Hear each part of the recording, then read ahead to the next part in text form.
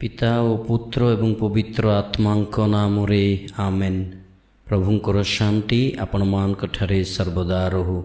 प्रिय बंधुगण, आज आमे माने फातिमा जननी विषय शिक्षा करिबा। 1917 मसीहा मई मास 13 तारिख रे आश्चर्यमय दर्शनर घटना को आज माता मंडली स्मरण करे, जहाँ पोर्तुगाल फातिमा सहर निकटवर्ती एक कोभा दा इराई नामक बुदालिया छोट पहाड़े माँ कुमारी मारिया 3 जन गौड़ पिलांकु यथा 9 वर्षर झील लुसिया दोर सांतोस, 8 वर्षर पुओ फ्रांसिस्को और 6 वर्षिया झील जेसिंता मार्तों दर्शन दे माला जप प्रार्थना करिबा पाई कहिथिले। लुसिया को से कहिले, मु माला जपर राणी, जगत शांति पाइबा पाई प्रत्येक दिन सर्वदा माला जप कुह। अतएव उक्त दर्शन प्राप्त करिबा पूर्वरु एही 3 जन पिला माने देवदूतर दर्शन लाभ करथिले। 1916 मसीह प्रथम थर जेतेबेले सेमाने मेंढा चराइबा पाई पूर्वदर्शित स्थान को जाइथिले एवं सेठारे सेमाने खेलुथिले, सही समय वर्षा हेबारु सेमाने माला प्रार्थना कले एवं वर्षा बंद होईगला। सूर्य पुनराय आकाश रे देखागला। सेमाने खेलिबा को आरंभ करते एही समय हठात बहुत जोर रे पवन बहिला, गछ हलिबा को लागिला एवं 14 किंबा 15 वर्षिया जड़े सुंदर और बरफ परि शुभ्र वस्त्रधारी युवकों को सेमाने देखिबा को पाइले। सेमाने आश्चर्य हुए एक शब्द मध्य कहिले नाही। लुसिया निजे कहिबा अनुसारे जेतेबेले देवदूत सेमानक पाखक आसिले से कहिले, भय कर नाही, मु शांतिर देवदूत। पुणी से कहिले, मो सहित मिलित रे प्रार्थना कर। से आंठु माड़िले, भूमि तलकू तांकर कपाळ लगाई प्रार्थना करबा को लागिले। आमे तांको भली निजकू कलु और से जो प्रार्थना कहिले ताहा आमे दुहुराइलु। मोर ईश्वर, मु तुम्भठारे विश्वास करे, तुम्भर आराधना करे, तुम्भठारे मु आशा भरोसा करे एवं तुमको प्रेम करे। तुम्भठारे जो माने विश्वास करती नहीं, तुमको आराधना करती नहीं, तुम्हारे आशा भरोसा रखती नहीं एवं तुमको प्रेम करती नहीं, सेमानक पाई मु क्षमा भिक्षा मागे।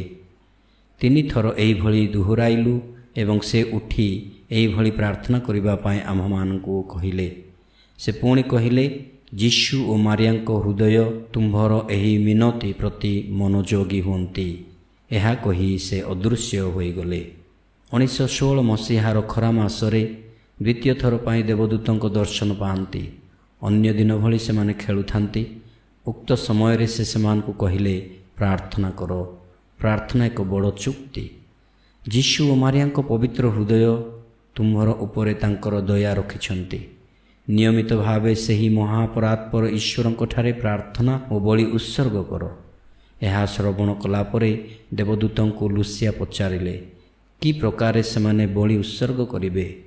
देवदूत कहिले, पापर प्रतिकार पाई जो समस्त संभाव्य बलि ईश्वर को उत्सर्ग करिवो, कारण ताहा द्वारा से अपमानित होइछंती एवं पापी मान को मन परिवर्तन पाई मिनती प्रार्थना करो। एही भली भावे ही तुम देश रे शांति आसी पारिबो। एही समस्त अपेक्षा प्रभु जो समस्त दुख कष्ट प्रेरण करिवे से समस्त सह्य करो। कारण 1914 साल रे प्रथम विश्वयुद्ध आरंभ होई 1918 मसीह परिसमाप्त घटिथिला।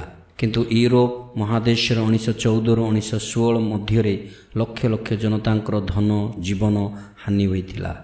बासहीन, पितृहीन, मातृहीन, संतानहीन तथा जनता समूह बेसहारा होई खाइबा और पीबार अभाव अनटन रे दुख कष्ट रे जीवन यापन करुथिले। सुतरां एही परिप्रेक्षी रे जणे स्नेहमयी जननी भावरे जगतवासी माता हिसाब रे से हस्तक्षेप करती एवं शांति फेरी आसिबा उद्देश्य रे दर्शन दे से माला प्रार्थना करिबा पाई कहती। पुनर्बार शरत ऋतु मध्य तृतीय थर सेमानकु सेही देवदूत दर्शन देले। एही दर्शन सेमानकु 3 थर प्रार्थना कराइले एवं रुटी और द्राक्षारस जहाँ प्रभु जीशुंको दिव्य शरीर और रुधिर को सेमानकु सेवन और पान करिबा को देले।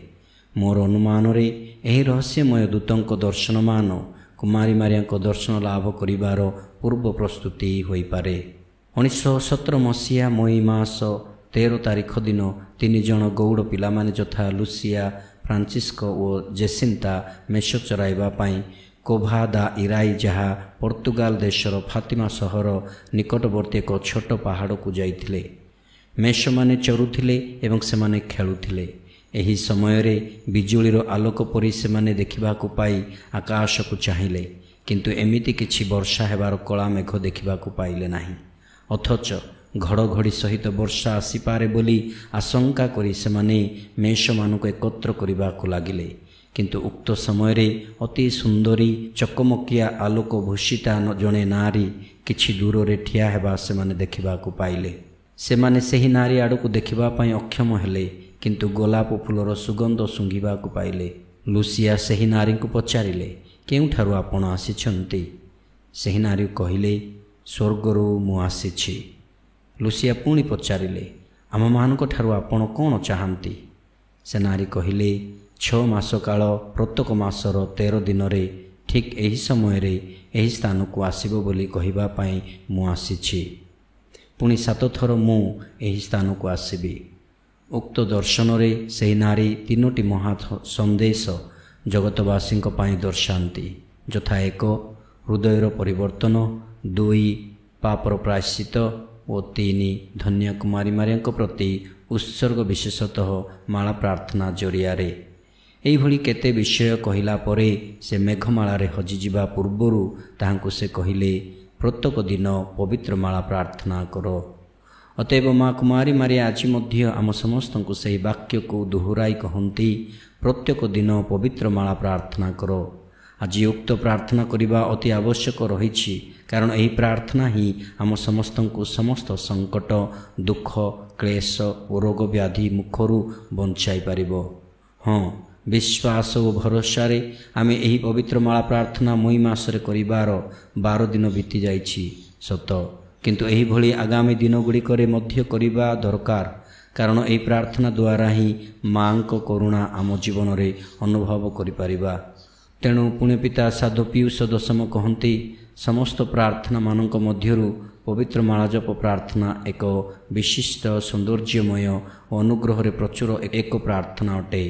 ଏହା ଏକ ପ୍ରାର୍ଥନା ଯାହା ଈଶ୍ୱରଙ୍କ ମାତାଙ୍କ ହୃଦୟକୁ ଗଭୀର ଭାବେ ସ୍ପର୍ଶ କରିଥାଏ। ହେ ପ୍ରଭୁଙ୍କ ମାତା ଓ ଆମର ପ୍ରିୟ ମାତା, ସଦାସର୍ବଦା ତୁମର ଏହି ପାପୀ ସନ୍ତାନମାନଙ୍କ ନିମନ୍ତେ ନିବେଦନ କର। ତଥାସ୍ତୁ। ଧନ୍ୟବାଦ।